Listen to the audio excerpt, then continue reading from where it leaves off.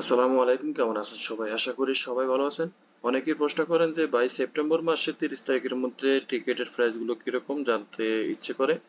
তো আজকের এই ভিডিওতে আপনাদেরকে সরাসরি দেখাবো যে সেপ্টেম্বর মাসের 30 তারিখের মধ্যে যারা এই দাম্মাম থেকে ঢাকা যাবেন তাদের জন্য মূলত আজকের এই ভিডিওটা। আপনারা দেখতে পাচ্ছেন এখানে 340 334 রিয়ালের মধ্যে টিকিট আছে কিন্তু, ঠিক আছে?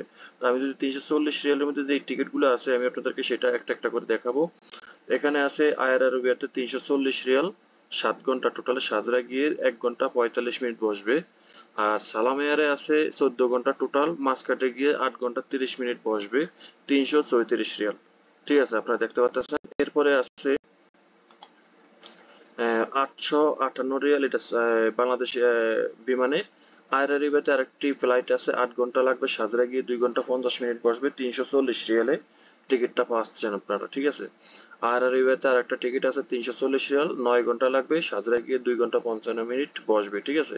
তো এটা হলো দাম্মাম থেকে ঢাকা 30 সেপ্টেম্বর, ঠিক আছে? মনে রাখবেন, যারা 30 তারিখে যাবেন তাদের জন্য মূলত। এরপরে আমি আপনাদেরকে এই অক্টোবর মাসেরটাও দেখাবো। তো এরপরে আছে সৌদি এয়ারলাইন্সের 969 রিয়াল, 340 রিয়াল আয়ার আরবিয়াতে, 11 ঘন্টা লাগবে। তারপরে আছে ফ্লাই দুবাইতে আছে 489 রিয়াল, 8 ঘন্টা লাগবে। দুবাইতে গিয়ে 2 ঘন্টা 10 মিনিট বসবে। ফ্লাই দুবাইতে আরেকটি ফ্লাইট আছে 489 রিয়াল, 8 ঘন্টা লাগবে, দুবাইতে গিয়ে 2 ঘন্টা 25 মিনিট বসবে। বিস্তারায় যারা যেতে চাচ্ছেন 555 রিয়াল, 10 ঘন্টা লাগবে, মুম্বাইতে গিয়ে 3 ঘন্টা 25 মিনিট। আমি যদিও বিস্তারা আমি সাপোর্ট করি না, কারণ আমরা বাংলাদেশিরা কখনোই ইন্ডিয়ান বিমান দিয়ে বাংলাদেশে যাব না। এটা আমরা যদি প্রকৃতভাবে বাংলাদেশি হয়ে থাকি, বাঙালি হয়ে থাকি, তাহলে এটা আমরা অবশ্যই মেনে চলবো। এরপরে আছে আল জাজিরায়, জাজিরার মাধ্যমে যদি যান তাহলে 527 রিয়াল, দাম্মাম থেকে ঢাকা। কুয়েতে গিয়ে 4 ঘন্টা 55 মিনিট বসবে।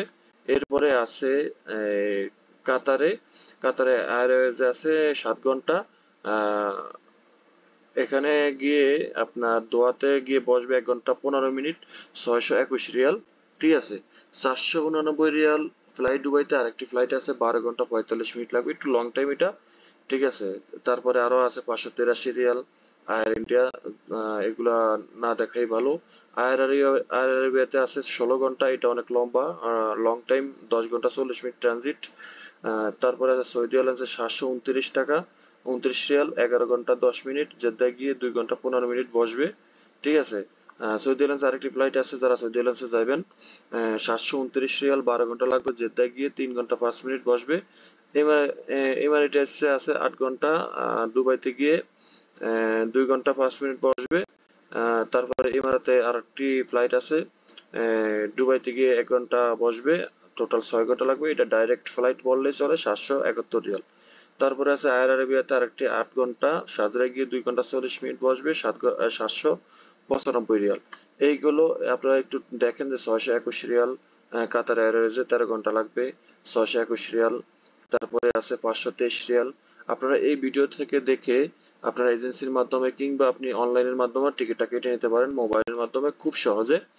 এজেন্সির চাইতেও ভালো। এজেন্সিতে আমি দেখেছি যে এজেন্সিতে টিকিট কাটলে অন্তত অনলাইন থেকে অন্তত 200 রিয়াল বেশি কাটে, মানে বেশি নেয় তারা। এবার আমি দেখাই যে 334 রিয়ালে কোন ফ্লাইট গুলো থাকতে পারে। তো আমরা যদি একটু নিচের দিকে তাকাই তাহলে 234 রিয়ালে সালাম এয়ার, 14 ঘন্টা, মাঝখানে গিয়ে 8 ঘন্টা 30 মিনিট বসবে, 334 রিয়াল। আরেকটা আছে 340 রিয়াল আয়ার আরবিয়াতে, 7 ঘন্টা টোটাল।